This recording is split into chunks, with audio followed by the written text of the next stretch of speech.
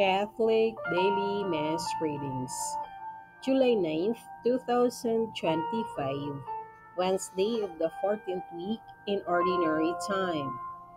A reading from the book of Genesis. When hunger came to be felt throughout the land of Egypt, and the people cried to Pharaoh for bread, Pharaoh directed all the Egyptians to go to Joseph and do whatever he told them. When the famine had spread throughout the land, Joseph opened all the cities that had grain and rationed it to the Egyptians, since the famine had reached the land of Egypt. In fact, all the world came to Joseph to obtain rations of grain, for famine had gripped the whole world. The sons of Israel were among those who came to procure rations. It was Joseph, as governor of the country, who dispensed the rations to all the people. When Joseph's brothers came and knelt down before him, with their faces to the ground, he recognized them as soon as he saw them. But Joseph concealed his own identity from them and spoke sternly to them. With that, he locked them up in the guardhouse for 3 days. On the third day, Joseph said to his brothers, "Do this, and you shall live, for I am a God-fearing man. If you had been honest, only one of your brothers need to be confined in this prison, while the rest of you may go and take home provisions for your starving families. But you must come back to me with your youngest brother. Your words will thus be verified, and you will not die." Do this. To this they agreed. To one another, however, they said, "Alas, we are being punished because of our brother. We saw the anguish of his heart when he pleaded with us, yet we paid no heed. That is why this anguish has now come upon us."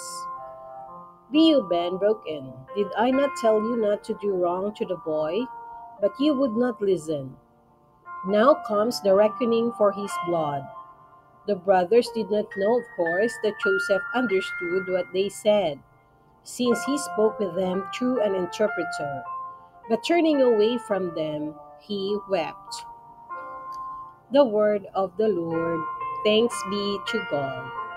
Responsorial Psalm. Let our response be, Lord, let your mercy be on us as we place our trust in you. Give thanks to the Lord on the harp.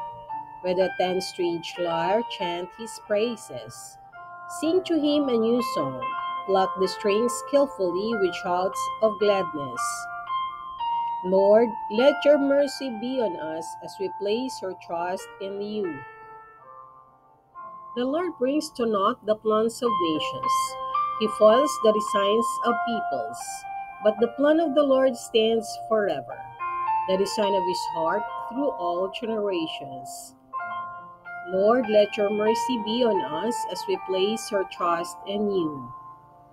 But see, the eyes of the Lord are upon those who fear him, upon those who hope for his kindness, to deliver them from death and preserve them in spite of famine. Lord, let your mercy be on us as we place our trust in you.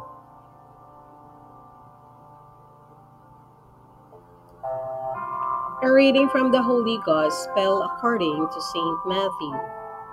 Jesus summoned his 12 disciples and gave them authority over unclean spirits to drive them out and to cure every disease and every illness. The names of the 12 apostles are these. First, Simon called Peter, and his brother Andrew. James the son of Zebedee and his brother John. Philip and Bartholomew, Thomas and Matthew the tax collector. James the son of Alphaeus and Thaddeus, Simon the Canaanian, and Judas Iscariot, who betrayed Jesus. Jesus sent out these 12 after instructing them thus, "Do not go into pagan territory or enter a Samaritan town. Go rather to the lost sheep of the house of Israel. As you go, make this proclamation: the kingdom of heaven is at hand." The Gospel of the Lord. Praise to you, Lord Jesus Christ.